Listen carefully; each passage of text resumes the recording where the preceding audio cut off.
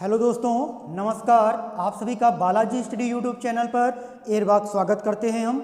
चलिए, आज के लिए मैं लेकर आया हूँ यूपी ट्रिपल एससी जो पेट एग्जाम करा रही है, उसमें मैथ के सिलेबस में एक चैप्टर आता है आपका भिन्न। क्या आता है? भिन्न आता है। तो पूरा कॉन्सेप्ट इसका क्लियर करिए। आज सारे का सारा कॉन्सेप्ट इसका क्लियर कर लीजिए कि ये फ्रैक्शन जो होता है ये रियल में होता क्या है। ठीक है ना? तो हम लोग भिन्न भी और डेसिमल फ्रैक्शन यानी दशमलव भिन्न भी यहाँ पे क्लियर करेंगे। ठीक है ना? सारी बातें यहाँ पे क्लियर करेंगे। पेपर में कैसा भी क्वेश्चन आएगा आप उसे ज़रूर करके आएंगे, इतना विश्वास करिए। ठीक है ना? बिल्कुल विश्वास करिए कि आप पेपर में कैसे भी क्वेश्चन आएंगे, अगर आपने इस वीडियो को देखा तो आप मेरी ये गारंटी है कि आप उस क्वेश्चन को करके आएंगे। चलिए, अब हम बात करने वाले हैं आपसे कि ये भिन्न क्या है, भिन्न 10 बनता कैसे है, भिन्न किन किन चीज़ों से मिलाकर बनता है।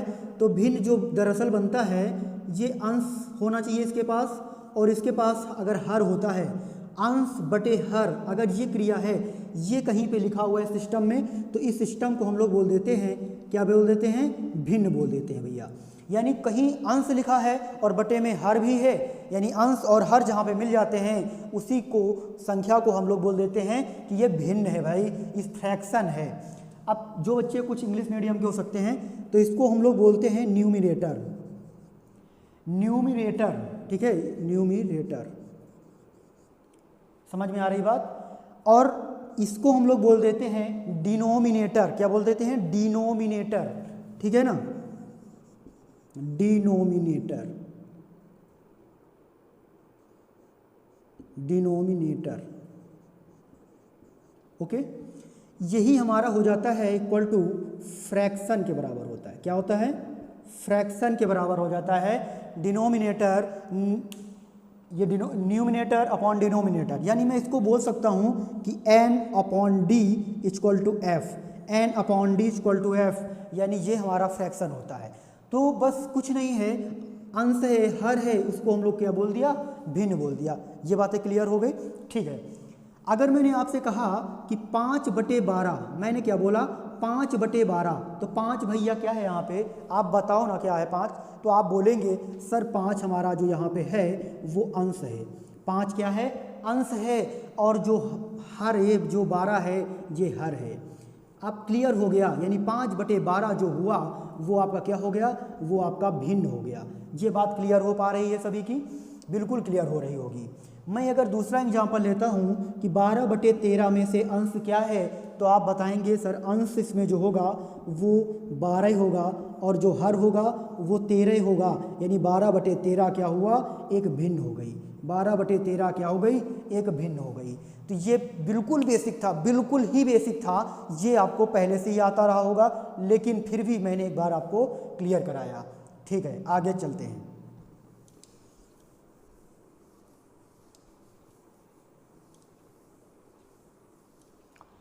अब मैं बात करने वाला हूँ एक एग्जाम्पल से। एक एग्जाम्पल मैं आपको देने वाला हूँ, बड़ा सटीक एग्जाम्पल होगा मेरा। इतना अच्छा एग्जाम्पल मेरे हिसाब से होगा कि आप जितने भी लोग मेरे वीडियो को देख रहे हैं सभी लोग उससे भिन्न का मतलब समझ जाएंगे। भिन्न मीन्स होता क्या है, भिन्न इस चैप्टर में रखा क्यों गया। ठीक है ना? भिन्न क्यों बनाई गई, किस लिए बनाई गई, सारी बातें आपको समझ में आ जाएगी। मैं एग्जाम्पल लेता हूँ कि एक परिवार है। क्या है? एक परिवार है। मैं एग्जाम्पल क्या लिया कि एक परिवार है, और इस परिवार में क्या हुआ कि सदस्यों की संख्या अगर पूछी जाए तो सदस्यों की संख्या 4 है। ये क्या हो गए? सदस्य हो गए। ये 4 सदस्य इस परिवार में हैं, लेकिन इस परिवार में किसी एक सदस्य ने 5 सेब ले आया। क्या ले आया? 5 सेब ले आया। अब इस 4 लोगों के परिवार में कौन कौन रहता है इसकी भी बात कर लेते हैं। एक राम रहता है, एक श्याम रहता है, एक मोहन रहता है, और एक सोहन रहता है। एक सोहन रहता है। जब आप समझिएगा थोड़ा सा फ्रैक्शन होता क्या है, मैं इस एग्जाम्पल के माध्यम से आपको समझाने का पूरा प्रयास कर रहा हूँ। ठीक है ना? तो बिल्कुल कंसंट्रेट होकर इधर ही देखिएगा।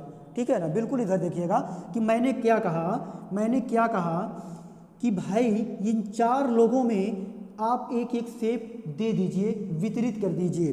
तो एक सेब इसको मैंने दे दिया, किसके कहने पे? आपके कहने पे, क्योंकि आप ही तो लाए थे ना सेब, आपके कहने पे दिया, क्योंकि आप भाई सेब लाए थे, आपका कहना मुझको मानना ही पड़ेगा। आपका कहना मुझे मानना ही पड़ेगा। एक शेप मैंने इसको दे दिया और एक शेप मैंने इसको दे दिया और एक शेप मैंने इसको दे दिया। किसी को कोई डाउट? कोई डाउट नहीं। इसके बाद 5 शेप थे, मैंने कितने शेप दे दिए to total? 1 shape, 2 shape, 3 shape, 4 shape, total 4 shape दे दिए। तो इसके पास जो शेष शेप बचे, इसके पास जो शेष शेप बचे तो भैया कितने बचे?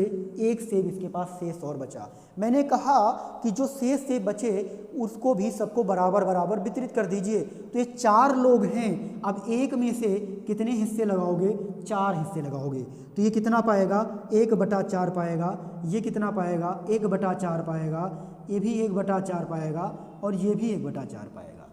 ये टोटल कितना पाया है? 5, यानी 4 का नाम 4 और 1 5, यानी 5/4 ये पाया है, 5/4 ये पाया है और 5/4 ये पाया है, 5/4 ये पाया है। फ्रैक्शन का मतलब समझ में आया? 5/4 ये सब लोग पा चुके हैं। ये है फ्रैक्शन। उम्मीद करता हूँ कि फ्रैक्शन समझ गए होंगे कि फ्रैक्शन होता क्या है। ठीक है ना? इतना नोट करिए, स्क्रीनशॉट लीजिए। चलिए आगे चलते हैं हम लोग।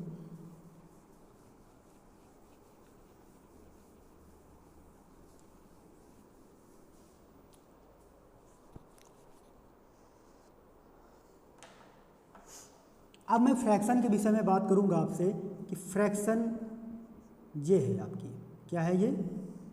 फ्रैक्शन है।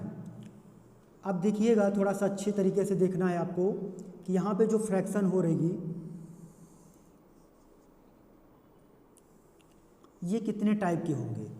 पहले मैंने बताया आपको फ्रैक्शन अब कितने टाइप का होने वाला है। यहाँ पे ज़रा ध्यान से देखिएगा। पहले फ्रैक्शन का नाम है साधारण। क्या नाम है? साधारण भिन्न। पहले यानी कुल भिन्न। अगर पूछा जाए कि भिन्न जो होते हैं कितनी तरह की होती है, भिन्न मुख्यतः कितने तरीके की होती है, तो आप लोग बताएंगे कि सर पहली भिन्न जो होती है वो साधारण भिन्न होती है। क्या होती है? साधारण भिन्न होती है। साधारण भिन्न होती है। बात समझ में आ रही है?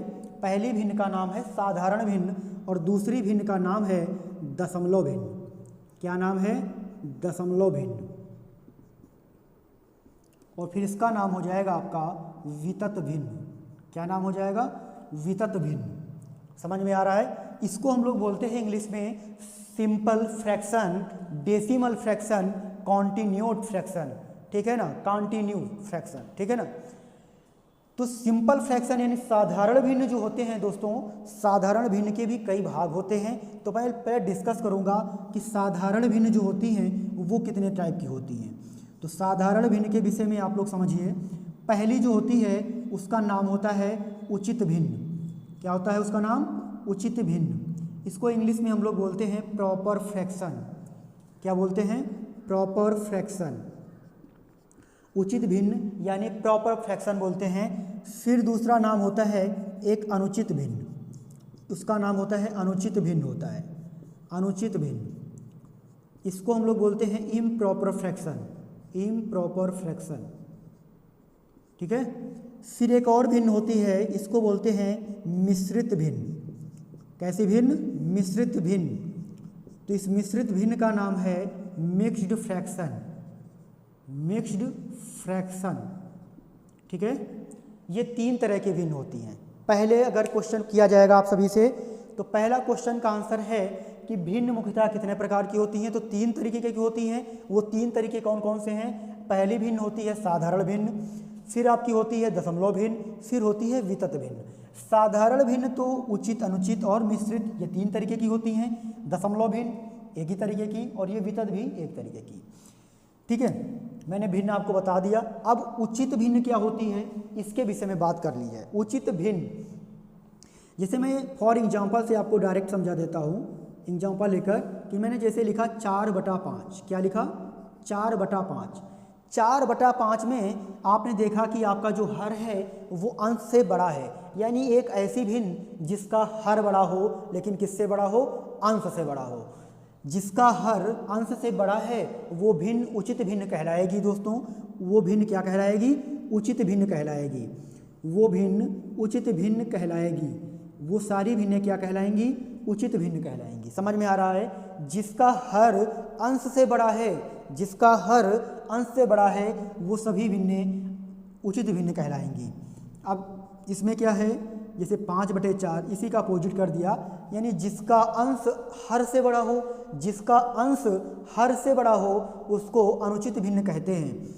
उसको क्या कहते हैं? अनुचित भिन्न कहते हैं। जैसे यहाँ पे ये संख्या, ठीक है। फिर ये मैं यहाँ पे इस तरीके से, ठीक है। तो इस तरीके की जो भी भिन्न होंगी वो आपकी अनुचित भिन्न कहलाएंगी, यानी यहाँ पे अंश बड़ा होगा, ठीक। अब यहाँ पे मिश्रित भिन्न क्या होता है? तो मिश्रित भिन्न क्या होती है कि हमेशा अनुचित भिन्न को ही हम लोग मिश्रित करके लिख सकते हैं। कैसे लिख सकते हैं? जैसे 5/4 को मैं बात करूं तो 5 को भाग कौन करेगा? 4 भाग करेगा। इसका मतलब तो यही हुआ, तो 4 × 4 कितना बचा? 1। यानी ये जो बच्चा है ये कहाँ लिखा जाएगा? ये जो है ये तो यहीं लिखा जाएगा, ये जो बचा ये यहाँ, और जो बटे में है वो तो वहीं रहता है। यानी 1 सही 1/4 ये आपकी मिक्स भिन्न है, ठीक है। इसको पुनः साधारण भिन्न की स्थिति में लाना है तो क्या करना है? 4 × 4 और 1 5, यानी 5/4 हो जाएगा। जैसे कि मैं लिखूँ यहाँ पे 12/5।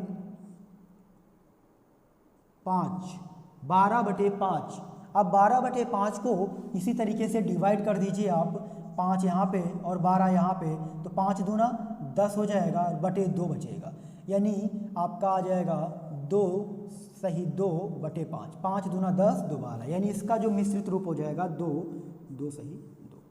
यानी ये जो अनुचित भिन्न हैं इनको हम लोग किस में लिख रहे हैं? मिश्रित भिन्न में लिख रहे हैं। ये मिश्रित भिन्न हो जाती हैं। तो दोस्तों आज के लिए इतना ही, अगले वीडियो में फिर मिलते हैं, तब तक के लिए जय हिंद जय भारत।